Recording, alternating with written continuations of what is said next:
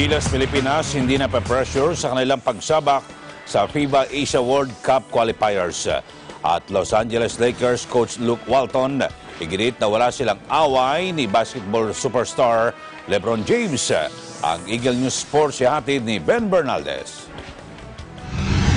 Sa basketball, walang pressure na nararamdaman ng Team Pilipinas sa dalawang must-win game nila sa FIBA Asia World Cup qualifiers.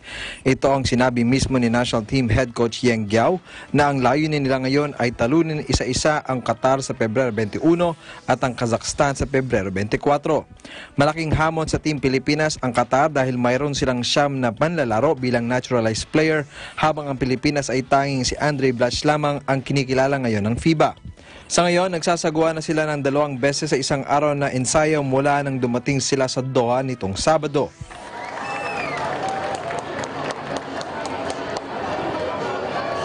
Sa boxing, impresibo ang ipinakitang laban ni Carl James Martin sa unang national televised fight nito laban sa katunggaling Thailander.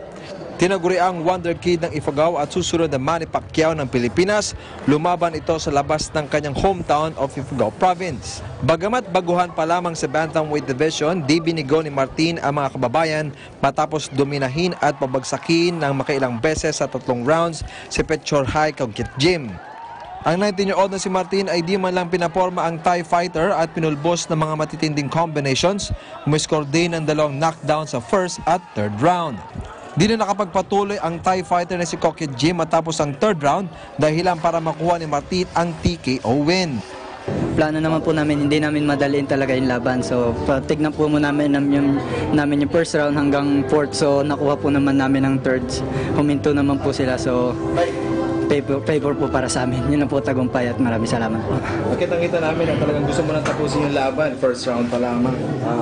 Ano yung sa tingin mo na nag-gauge mo na yung Thailander na medyo matibay talaga? Nung first round pa lang po, so mahirapan talaga kasi nakita ko na medyo matibay. Second round to third round po, yun po talaga yung medyo nagkabakbakan kami. So pinakita ko naman po yung training namin tsaka yung pinaghandaan po namin. Masaya po tayo pero kulang pa po. Kailangan dagdagan pa po ang practice. Kasi marami pa pong haharapin na mas matibay po doon. Yung may dumating pong letter sa amin na mandatory letters po na galing ng Thailand na didipinsahan po niya yung WBA belt niya sa May 4. So, palipinsaya pa agad? Opo, baka magpahinga lang siguro ng 1 week, tapos back naman ng Guys, mga gusto mong pasalamatan?